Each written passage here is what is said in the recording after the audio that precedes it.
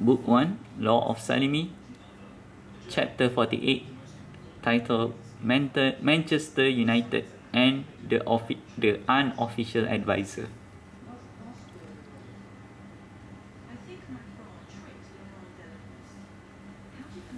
I am not intentionally trying to divert my life story with the inclusion of this story. I believe that in order to answer the first question that I posed in the earliest chapter of this book, it required me to explain about this chapter. This chapter does not focus about Manchester United Football Club, MUFC. Instead, this chapter revolves around the club, which I will refer as MUFC in this book. Growing up in my life, I had always heard about it and became to know about their legendary players and their achievements. As a young boy who knew nothing, I had fallen in love and decided to pledge my support for the legendary club. I love MUFC simply because they were well known and considered as legend. There were no other reasons which explain of my support towards MUFC. I bought their jerseys, the cheap ones, and even their towel, also the cheap ones. Nonetheless, the significance of my support to MUFC was not the main focus of this chapter. Rather, this chapter focused on another human being who truly loved MUFC. He loved the club as if MUFC were his own football club.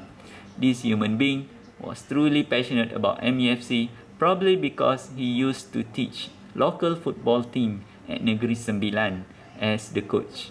Essentially, I had assumed that he had the skills and expertise to be tactically knowledgeable to assess a football club. As a result, I believe that he loved MUFC because he realized that the legends surrounding the football clubs really do has merit. It was highly probably that this man loved MUFC because he knew that tactically speaking, MUFC had a genius tactician as their coach, which would be responsible to the club's legendary status. This coach that I was referring to was in fact known as Sir Alex Ferguson, who had been the coach at MUFC for quite some time and had brought numerous successes and achievements to the football club. In comparison between the man who was passionate for MUFC and Alex Ferguson, it was very obvious to find significant similarities between the two. Both were coaches with serious tactical knowledge and were passionate about MUFC. In effect, I would not consider myself to exaggerate by calling this passionate man as the unofficial advisor of MUFC. This chapter will focus on him and not on the already famous Sir Alex Ferguson. I knew the name of this passionate man, but for the sake of my mental wellness, I would not state the true identity of this man. Instead, I will refer this man as Respondent 004 in my life story. If I used his real name in this chapter, I would probably experience my allergy where liquid would flow from my eyes.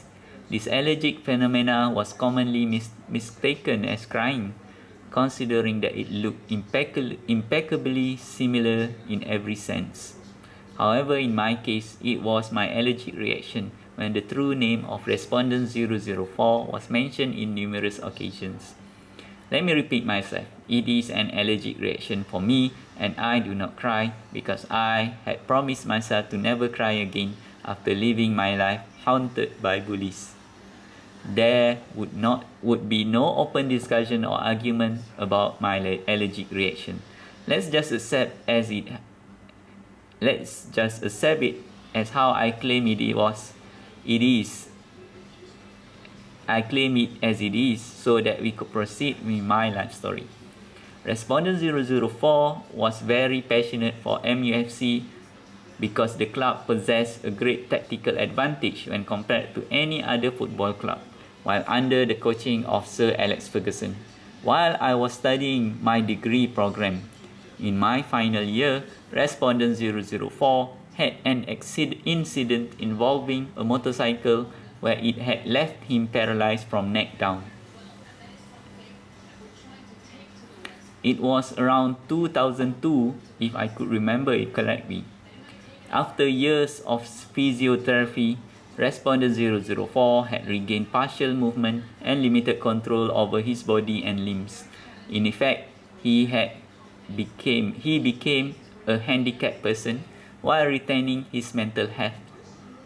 Respondent 004 had a great analytical mind, which allowed him to appreciate the beautiful tactics displayed at MEFC while many others could not. When I started my PhD program at 2008, I had spent a lot of my time observing and listening to his passion for MEFC.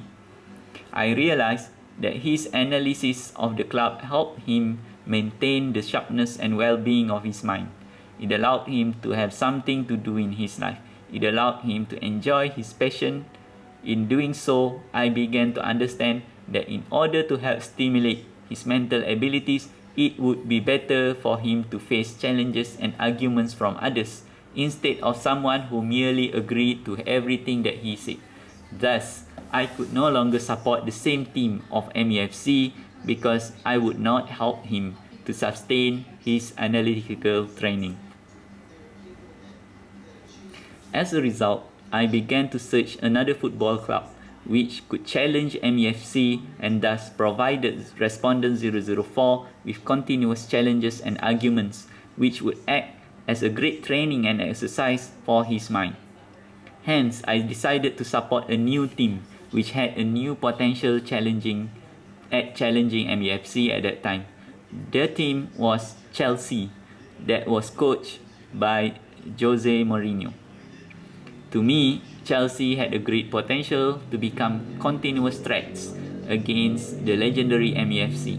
In doing so, I had created a lifelong challenges for respondent 004 to argue and defend MEFC, which acted as mental exercise to him. Soon, respondent 004 started to embark in a more adventurous and challenging life where I would constantly argue and present new challenges for him in order to show how Chelsea could be a new champion instead of MEFC. On the other hand, he would try his best to offer his view as to how MEFC could maintain as the champion in the English Premier League. This new situation had made watching any MEFC or Chelsea game to be ever so compelling and exciting for both of us. I had to admit that respondent 004 had a very sharp mind which I would never dare to underestimate. This arrangement had made the life of respondent 004 to be exciting as he had always been in constant awareness of tactics used, sellings and buyings of players, injuries of players, and virtually every aspect of tactical knowledge related to MEFC. It made him live his life as the unofficial advisor of MEFC, which was a great joy to him. I had a great experience simply by seeing him to enjoy his life with passion and not to dwell too much about his debilitating physical conditions. It made him occupied and healthy by exuding continuous mental exercise by doing activities that he was passionate about. I enjoyed helping him because it also trained me to improve my own mental prowess in order to keep up with his high level of knowledge. Any game of football, especially between Chelsea and MEFC, would be a huge event in his house.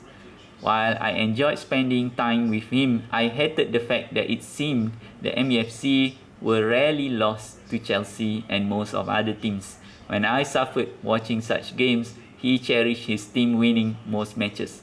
Under the coaching of Sir Alex Ferguson, it seemed very difficult for other teams to challenge them, including Chelsea. I might not realize it at that time, but I had my selective memory ability triggered when I spent time with respondent 004. While it was a great blessing to have such ability, it could trigger the curse of permanent memory. On November 4th of 2012, respondent 004 died from a stroke. I remembered everything from the day that he was hospitalized until the moment that he took his last breath. It was very hard for me to even write it here in this book because I can vividly see the whole event actually happening in front of me as if I was watching everything in a movie. Even now, while I am writing about the event, my allergic reaction began to cause water to flow from my eyes. It was hard for me because this ability had no off switch. Because even mentioning the name of respondent 004 could trigger my memory of his final days of his life. As I do not have any control over this memory, this particular memory would bring sadness to me. In fact, I could see the whole event over and over again in my head, which was the portion of this permanent memory which I consider as the curse.